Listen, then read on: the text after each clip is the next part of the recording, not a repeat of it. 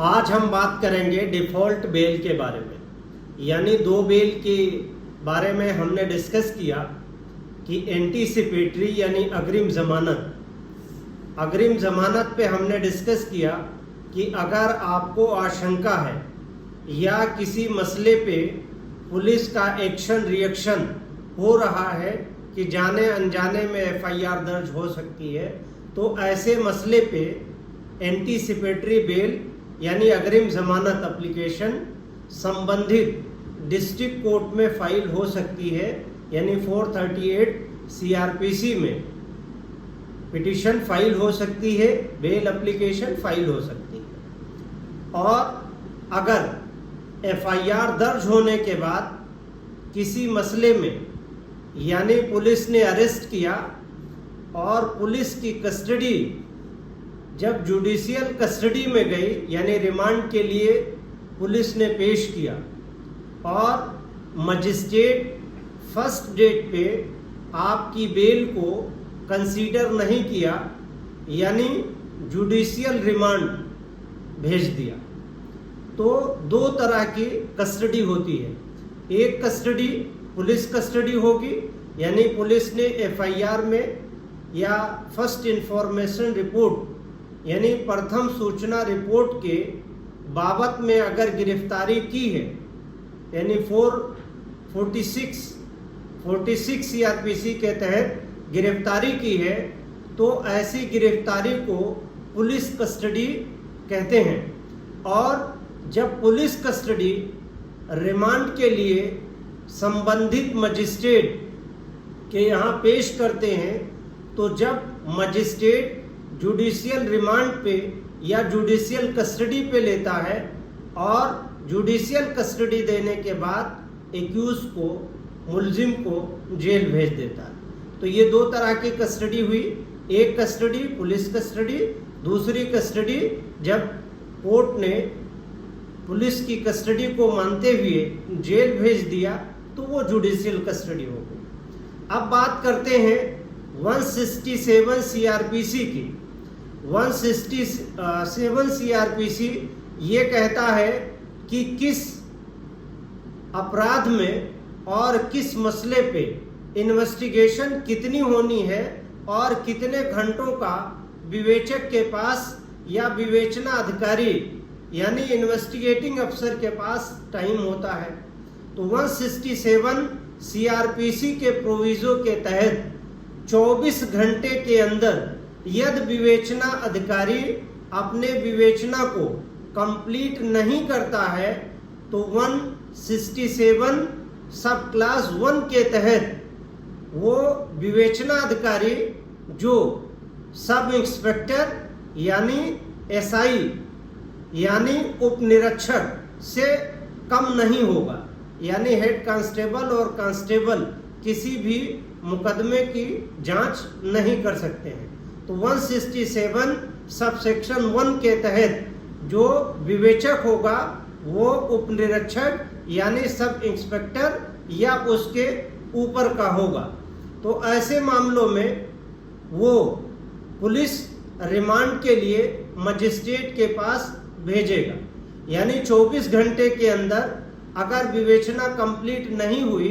तो 24 घंटे तक या 24 घंटे के अंदर नियरेस्ट मजिस्ट्रेट के पास रिमांड के लिए पुलिस को भेजना पड़ेगा। और पुलिस जब मजिस्ट्रेट के पास 24 घंटे के अंदर भेजती है तो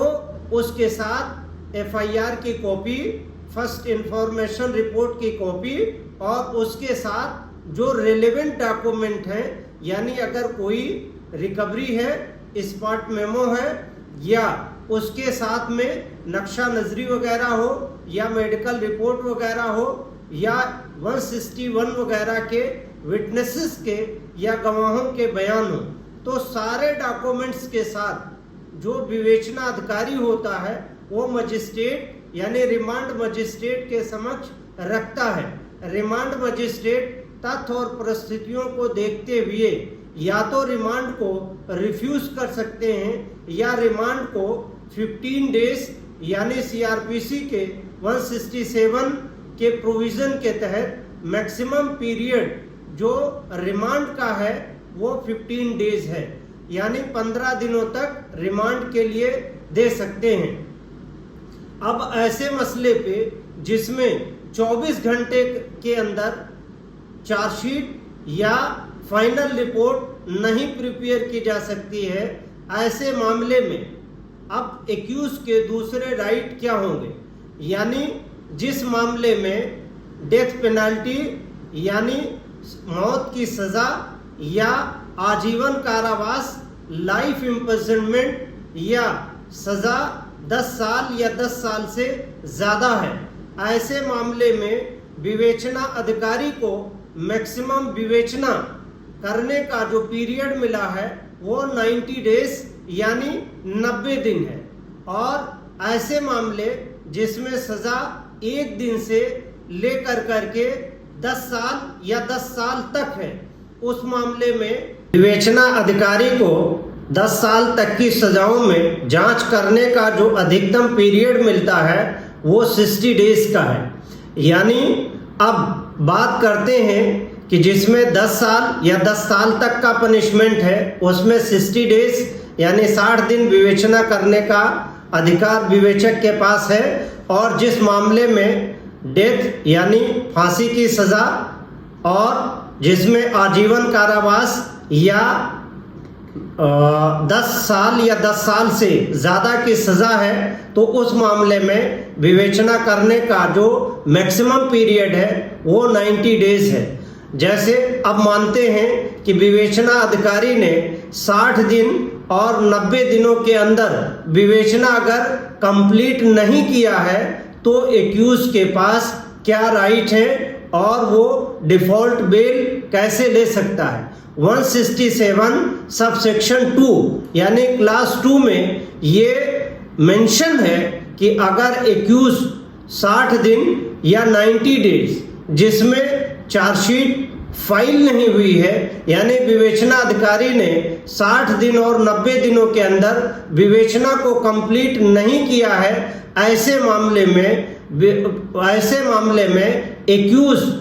डिफ़ॉल्ट बेल यानी ऑटोमेटिक बेल पाने का अधिकारी हो जाता है, यानी उसे ऑटोमेटिक बेल पे छोड़े जाने के लिए अगर कोई आवेदन या कोई एप्लीकेशन एक्यूज की तरफ से डिफ़ॉल्ट बेल एप्लीकेशन पे आती है तो केस में क्या है, मेरिट में क्या है, अपराध की गंभीरता क्या है, बिना मेरिट को टच किए हुए यानी बिना गुणदोष पे जाए हुए सिर्फ राइट हो जाएगा, डिफ़ॉल्ट बेल पाने का एक्यूज को अधिकार हो जाएगा 60 डेज और 90 डेज में। अगर विवेचना अधिकारी विवेचना करके